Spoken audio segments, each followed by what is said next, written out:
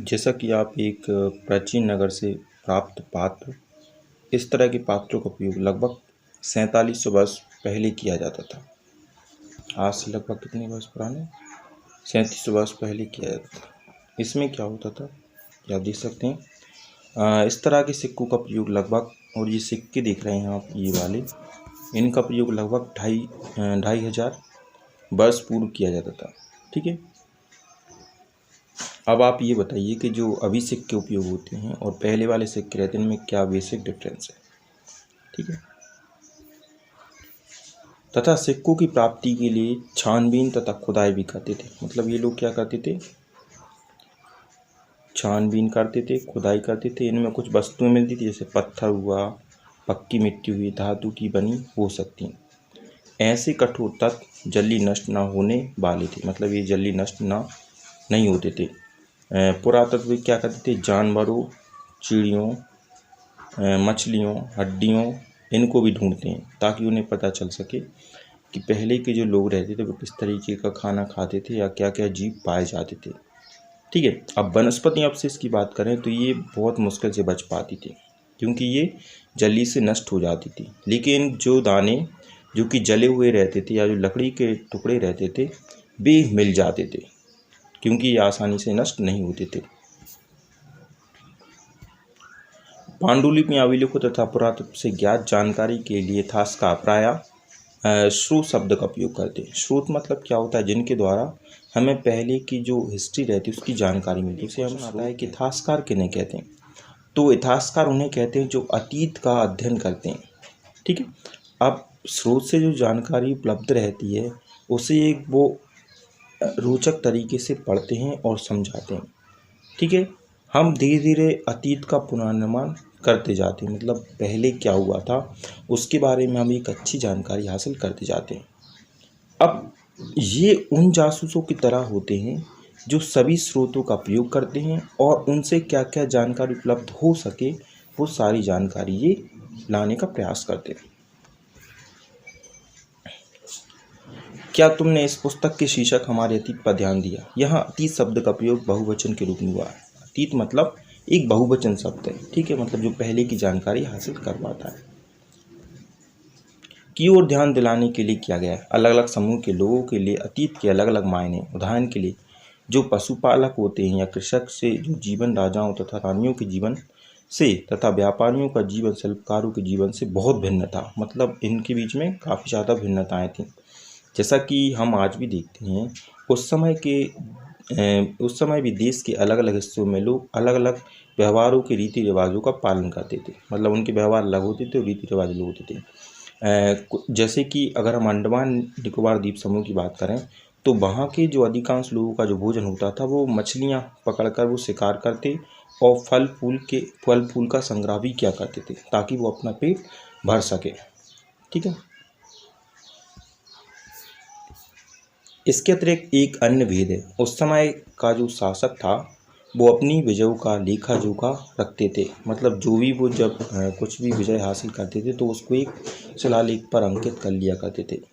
यही कारण है कि जो शासक हैं और उनके द्वारा जो लड़ी जाने वाली लड़ाइयाँ हैं उनके बारे में हमें काफ़ी जानकारी उपलब्ध है। बाकी जानकारी उपलब्ध नहीं है कि उस समय का मजदूर क्या किया करता था, जबकि शिकारी, मछुआरे, संग्राहक और कृषक, पशुपालक जैसे आम आदमी प्राय अपने कार्यों का लेखा जोखा नहीं करते थे।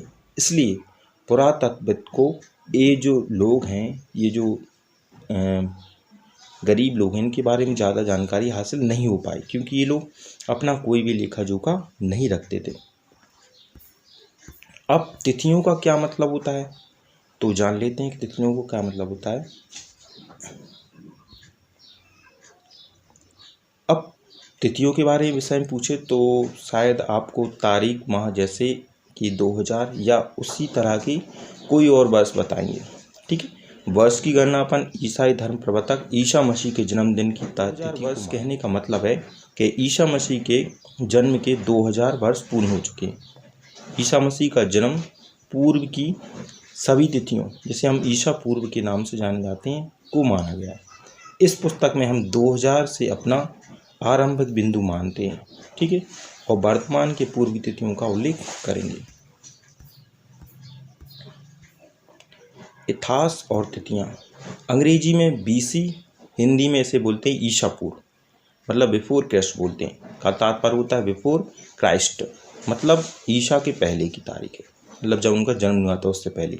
कभी कभी तिथियों की बात करें तो अपन AD का उपयोग करते हैं, जिसे ईसा कहते हैं, लिखा जाता है, जिसे हम एक इंग्लिश शब्द में एनो डोमिनी भी कहा जाता है, ठीक है, जो कि एक लैटिन शब्द से बना होता है, जिसका मतलब होता है ईसा मसीह के जन्म के वर्ष से, मतलब जब ईसा मसीह का जन्म हुआ था तब के जो वर्ष उसे एनो डोमिनी। मतलब क्या है कि जहाँ AD है उसके यहाँ पे हम कभी कभी CE का उपयोग करते हैं, ठीक है, और जहाँ पे BC रहता है उसके यहाँ पे हम BCE का उपयोग करते हैं। CE अक्षरों का उपयोग कॉमन एरा, अगर हम CE की बात करें तो इसका मतलब होता है कॉमन एरा, और BC का मतलब होता है बिफोर कॉमन एरा, ठीक है। इन शब्दों का प्रयोग इसलिए करते हैं क्योंकि विश्व के अधिकांश देशों में इस कैलेंडर का उपयोग सामान्य हो गया है, मतलब जो ईसा मसीह का जो कैलेंडर है इसी का ज़्यादातर उपयोग किया जाता है। पहले ही तिथियाँ आरंभ हुई हैं, ठीक है, उनका पता लगाओ और ये सब चीज़ें, ठीक है। अब अन्यत की बात करें, जैसा कि हमने पहले पढ़ा लिखा है कि कठोर सतहों का उत्कीर्ण करवाए जाते, इनमें से कई अभिलेख कई 100 वर्ष पूर्व लिखे गए थे। सभी अभिलेखों में लिपियों और भाषाओं का प्रयोग हुआ है। समय के साथ साथ अभिलेखों में भाषाओं तथा लिपियों का बदलाव आ चुका है। विद्वान यह कैसे जान पाते हैं क्या लिखा है? इसका पता अज्ञात लिपि का अर्थ निकालने की प्रक्रिया द्वारा किया जाता है। इसी तरीके की आप पाचारपूस यहाँ राजा रानी रहते थे तो उसका एक उल्लेख किया गया है, आप देख सकते हैं। ये सारे अभिलेख हैं, ठीक है। जैसे P है तो P को इसके द्वारा उपयोग करते हैं, T को इससे, O को इससे, और इस तरीके से आप बाकी शब्द भी देख सकते हैं। मिस्र के उत्तरी तट पर रोसेटा नाम का एक कस्बा है।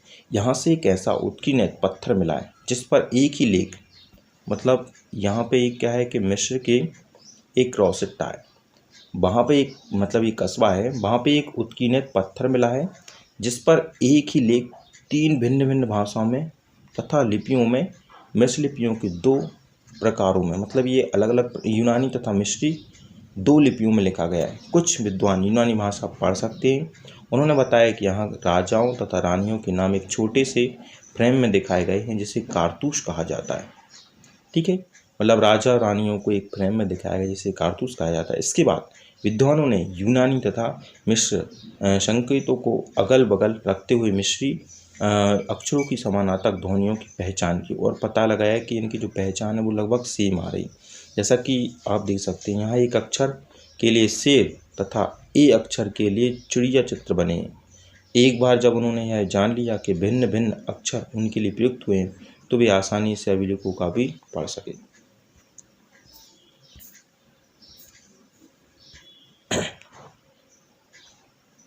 अब उसके बाद आप देख सकते हैं यहाँ पे यात्रा मतलब क्या होता है कि जब भी कोई यात्री रहता है वो एक स्थान से दूसरे स्थान पर इंफॉर्मेशन को कलेक्ट करता है तो उसे यात्रा कहता है, ठीक है। पांडुलिपि हुआ, अभिलेख हुआ, पुरातत्व इतिहासकार, स्रोत, अज्ञात लिपि और अर्थ।